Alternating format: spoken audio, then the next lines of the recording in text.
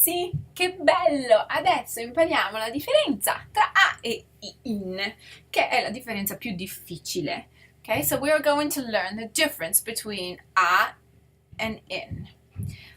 They have their own special uses, but in general they almost feel like interchangeable because they both somewhat mean in or at. So it's like, oh, which one is it? Or to. So in English, you determine which preposition you use based on the action. So I might go to Rome. So I use the verb to because you're going toward that direction.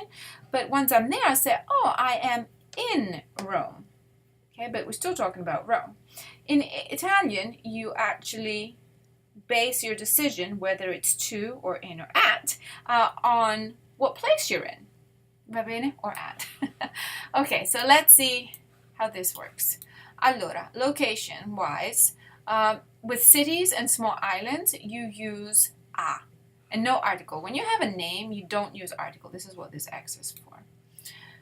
Then we use a with time, and time is plural. All the hours are plural except from una. In that case, you say all'una. All the others, you say alle, due, alle, tre, alle, quattro, alle, cinque, at. Va bene? Now, if it's midday and midnight, it's a mezzanotte e a mezzogiorno. Then we use the preposition a to indicate a time in a month. So when were you born? Quando sei nato? Ah, sono nato a maggio. No article. And then this is old news. You always knew this one. With verbs of giving and written and spoken communication, the person who benefits from the action has an a in front. For example, io scrivo la lettera a Maria. Now, Maria is a name, just like here, so you don't use the article. Or if I have a category, then it will blend. Scrivo la lettera agli studenti.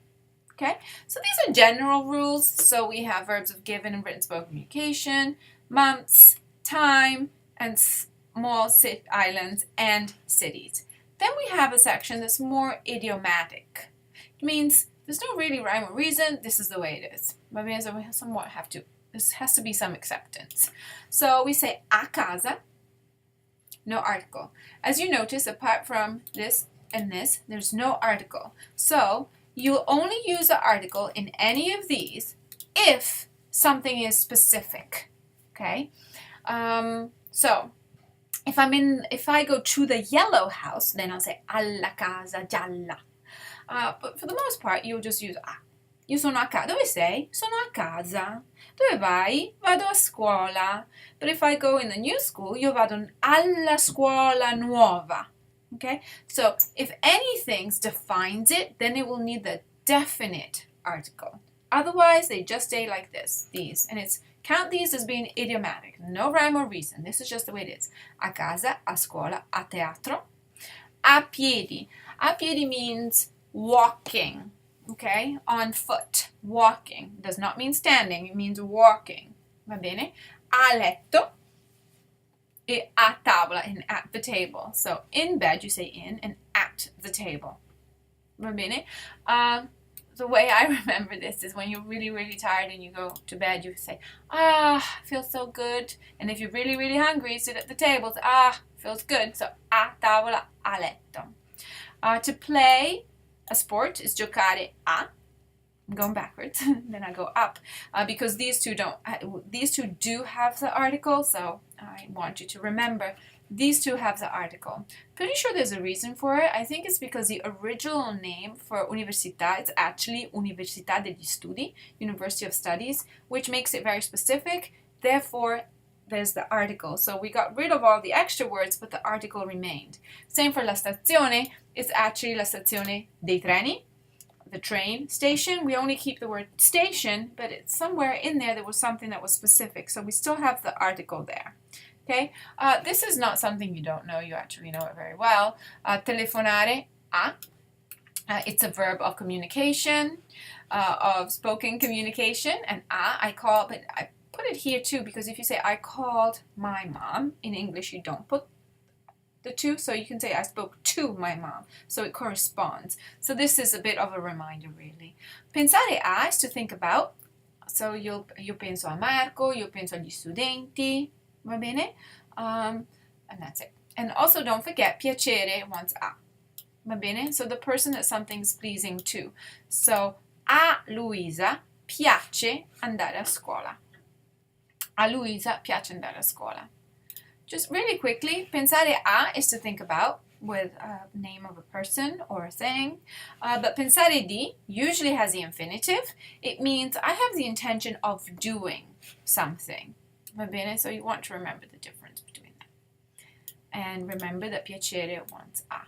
Okay, this is the other one. In or a, which one is it? These are the two that are often very similar and it's hard to remember. Allora, when do we use in? For locations, we use it when we are talking about nations, continents, and regions. For example, in Italia. It's the name, so no article.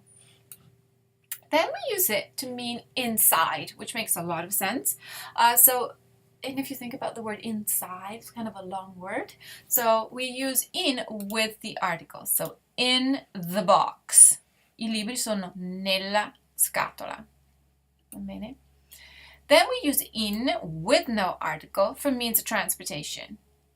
Of course, when I say no article, it's unless it's specific. Then, rooms in the house, no article, unless it's specific. So in cucina, in sala da pranzo. Then we have some areas of a city and buildings. So no article. Quindi in centro, in città, in chiesa, in ufficio, in biblioteca. This part's a bit upsetting. Maybe that's a big word, but annoying. Annoying is the word. If it's plural, then you use the article. So, it's a bit of a unusual category. Then for season, we use in autunno, in estate, in inverno, okay? And the way we have to learn this is in inverno. It's kind of funny. And inverno is a season. So that's a mnemonic device. I don't know if it will work for you. Then we use it for years.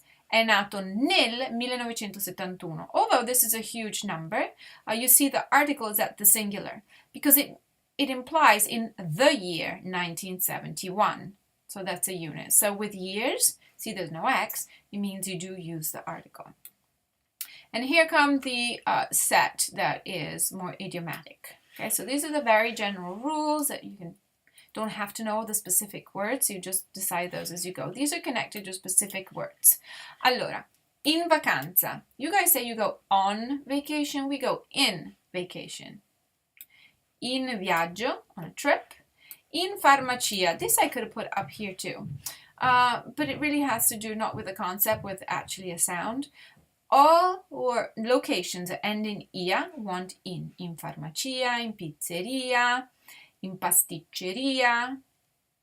So this is pretty straightforward. Then we have in classe, which makes sense because rooms of the house want in. So in classe, it's almost a room of our house when we're together. In piedi really means standing on your feet. Then we have late, in ritardo, e on time, in orario. Oggi io sono arrivata in orario. More for location. In montagna, you are on the mountains, we are in the mountain. And in the countryside, in campagna. Then in spiaggia, I always use in spiaggia, but I know many people use alla spiaggia, so I think that would be acceptable. But I like in, and that's why I put it in the in category. Just one more thing, because you are American.